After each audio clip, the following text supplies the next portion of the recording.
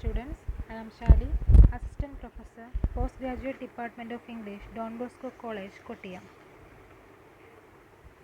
Today my class is about the paper European Drama, which the third some MA English Literature students have to study.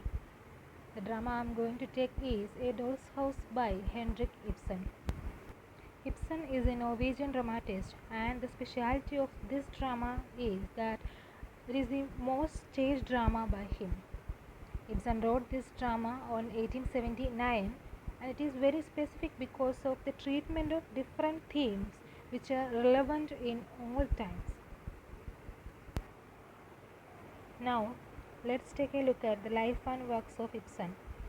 He is a Norwegian dramatist who was born on 1828 and known as the founder of modernism in theatre. He is also known as the father of realism. His major works and the publishing years are as follows. In 1849, he published his first verse drama, Catiline, and wrote the verse drama Peer Gynt in 1867. In 1877, wrote The Pillars of Society, and A Doll's House was written on 1879, which brought him European reputation also. In 1884, he published The Wild Duck, yet another famous work by him. In 1899, he published When We Dead Awaken. And on 23rd of May, at the age of 78, he died in 1906. Now let's look at the dramatis personae in this drama. The most important characters are Torvald Helmer and Nora. Torvald Helmer is a lawyer who becomes the manager of a bank. He has been married for 8 years, proud and self-centered man. He sees everything from the point of view of masculine authority and treats his wife as a pretty doll. Next character is Nora. She is the wife of Helmer. She loves her husband and tries to be nice and pleasing to him. At first, she accepts her dependent status as a submissive and obedient wife.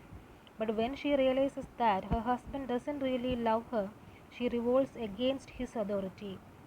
Next is Dr. Rank, a family friend of the Helmers. He feels particularly attached to Nora. Next is Niels Krogstad. He is a barrister also. Niels Krogstad, a widower and an employee in the bank. He earlier had tried many jobs to earn a living. He lends money to Nora, obtaining a legal document from her. Driven by despair, he commits crimes. But when luck favors him, he comes to his true self and acts generously. Next is Mrs. Linde. Her full name is Mrs. Christina Linde. She is a widow who has experienced many hardships in life. She is a close friend of Nora. She was in love with Krogstad in her younger days. Next is Helmer's 3 small children. Nora isn't fond of them, but ultimately she leaves them in the hands of Helmer, doubting her moral right to bring up them. Next is Anna Maria. Anna Maria is a nursemaid who take care of Nora's children. And there is a housemaid and a porter also. Now let's take a look at the central themes in this novel. It deals with the question of women's freedom, and it is a realistic play also. It discusses about the family and the relationships. It is a play of ideas or a problem play. And this drama is a representation of the protagonist Nora as a modern woman. And now let's take a look at what is a problem play. So, a problem play is a type of drama that developed in the 19th century to deal with controversial social issues in a realistic manner. That means it discusses about controversial social issues in a realistic way so that this audience get a chance to think about it, okay?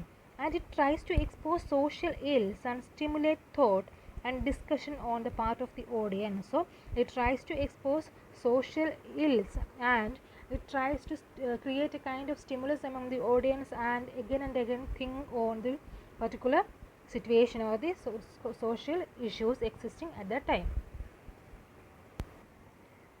Next we are going to look at the significance of the title and analysis of each act. So first of all, I am dealing with Act 1. I will give you a complete analysis and critical analysis of Act 1. Then in the coming classes I will be discussing about Act 2 and 3. So we need only the critical analysis or the plot summary of the acts, because there is no annotation questions regarding this drama paper. Okay, so we need only the plot summary. So I will give you a complete and thorough critical analysis of each act. So first of all, significance of the title. The title of Ibsen's play A Doll's House is quite appropriate and revealing. It provides an image of what goes on in the play. Nora, the central character in the play, finds that her home is like a doll's house. First, her father and then her husband treated her as a doll. Her father used to call her a baby doll. She thought in the same way as her father thought. When her thoughts were different, she kept quiet. Afterwards, her husband Helmer treated her as his doll wife. She always tried to please him and to remain as his pretty little doll. Helmer never regarded her as an individual like himself. As a result, she couldn't make anything of her life. Symbolically, the doll's house stands for the lack of individuality and freedom to which women are condemned. The title of the play is thus appropriate and significant in more than one sense also. And this is about the significance of the title. And now let's take a look at the analysis of Act 1. So the drama begins like this. The opening scene takes place in a room in the flat of the Helmer family, and it is the Christmas Eve. Nora comes into the room with a lot of Christmas parcels. Her husband Tovan Helmer talks to her with great affection. He tells her not to squander money, as he would get his first pay check only after 3 months. They had been in financial difficulty for some years, but now Helmer has got a job as a bank manager. Nora is naturally happy. She says that she would never dream of doing anything against his wishes. Two visitors now come there. One is Dr. Rank, a family friend of Helmer's. The other is Mrs. Linde, an old school friend of Nora. Nora and Mrs. Linde begin to talk privately, sharing confidences. Mrs. Linde says that she had married a fairly wealthy man for the sake of her mother and her two brothers. But her husband died 3 years back, leaving her nothing. She has now come to this town in order to find a job of some kind. She requests Nora to use the influence of her husband Torvald to get a job for her. Nora at once offers to help her. Nora tells her friend that she too had a very hard time since her marriage. Her husband Torvald was once desperately ill. The doctor suggested that the only way to save his life was to go south for a while. So she secretly borrowed a lot of money for her husband, but she told her husband that the money was given to her by her father. Since then, she has been working hard to repay the money and quarterly interest in installments. She did odd jobs like sewing, embroidery, and copying, and also cut down her personal expenses in order to repay the loan. As Nora and Mrs. Linde are talking, Krogstad comes there to meet Helmer. Nora is startled to seeing Krogstad because it was from him that she had borrowed the money. Mrs. Linde also recognizes him as he was once in love with her. Krogstad now has a job in the same bank where Helmer is the new manager. He goes to the room of Helmer to speak to him about some professional matter. Soon after, Dr. Rang meets Nora. Nora has a special interest in Dr. Rang. She introduces Mrs. Linde to him. They are joined by Helmer, who says that Krogstad has just left.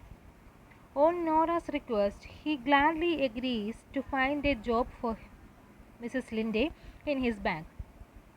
He goes out followed by Dr. Rank and Mrs. Linde.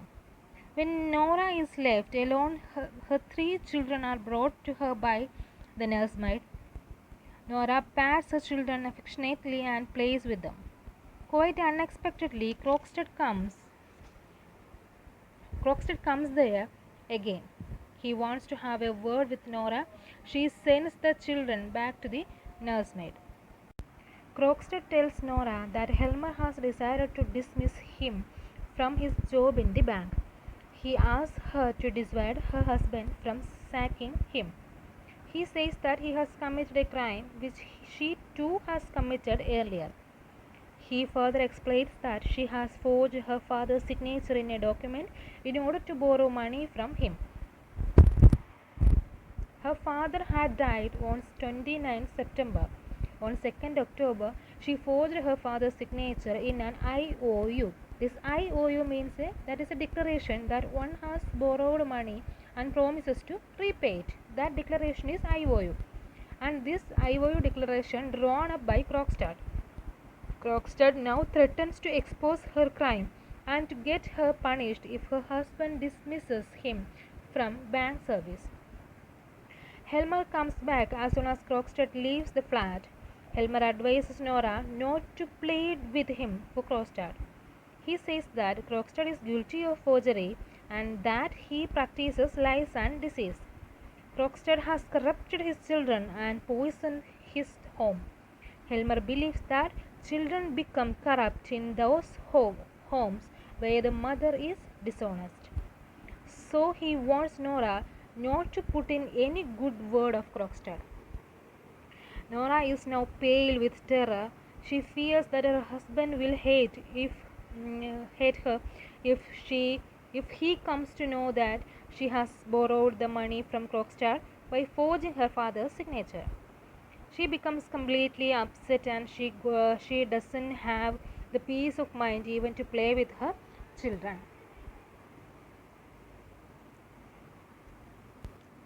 Now let's take a look at the critical analysis of the Act 1.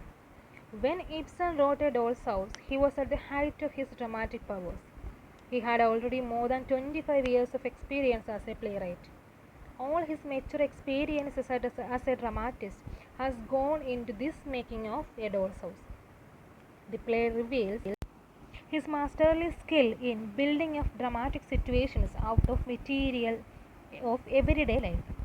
Every detail in the play, every bit of dialogue and action serves an important artistic purpose.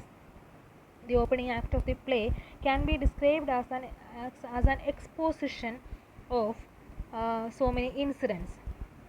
It introduces the main characters and the initial situations in the play. It indicates how a crisis is gradually developing in the life of the protagonist Nora. From the conversation between Nora and Mrs. Linde, we get a clear picture about their past life and sufferings. Both the women have gone through hard times. We learn that the focus in the play is the fate of women in a conventional male-dominated society. Nora has got into trouble by secretly borrowing money for her husband. Forced by circumstances, she has forged her father's signature, but she did all this to save the life of her husband, who was desperately ill. She is working hard and making personal sacrifices to repay the debt. However, her sacrifices land her in difficulties. Her husband's intensive and unimaginative attitude worsened the situation. Helmer says that a dishonest mother corrupts her children and poisons the home. Nora now fears that her husband would turn against her if Krogstad reveals her crime of forgery and borrowing. The end of Act 1 thus anticipates the ensuing conflict between Nora and her husband. It is a conflict in which a woman finally defies conventional morality and asserts her freedom and individuality. So this is all about the summary and critical analysis of Act 1. Okay, dear students, today your homework is to write a paragraph about Ibsen and sum up Act 1. And thank you so much and wish you good time.